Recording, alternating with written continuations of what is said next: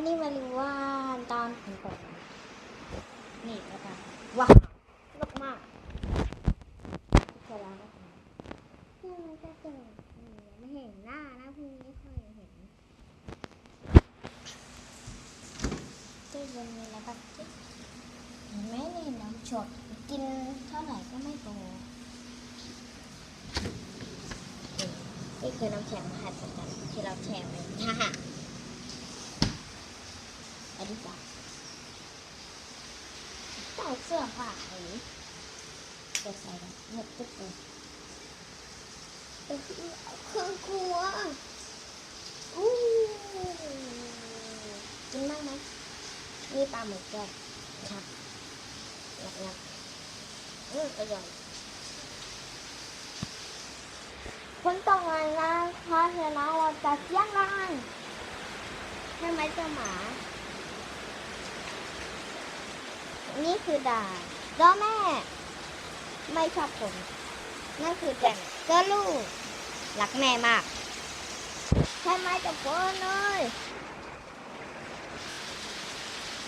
นี่ก็มีหมาชื่อสีดาเนี่ย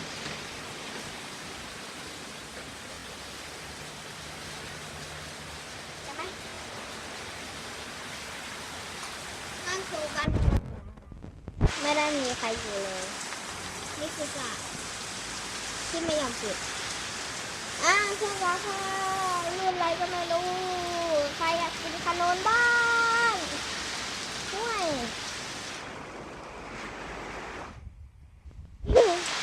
จานเอ้ยสักช่องเราจะไม่รีวิวนะเราจะรีวิวแค่บ้านนี่แค่พัดมันจนน่าลากด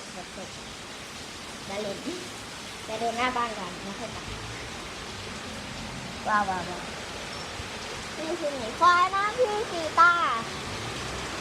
นั่นคือบ้านไม้นะบ้านเรามี3 หลังโอเคนะนี่คือศาลาที่เราไม่ได้นั่งแล้วมันมีปลวกฟ้าคือมาก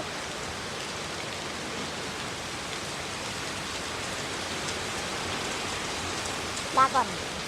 นะเล็กทำนาก่อนจะขอจบหมดลาก่อนสิลาก่อน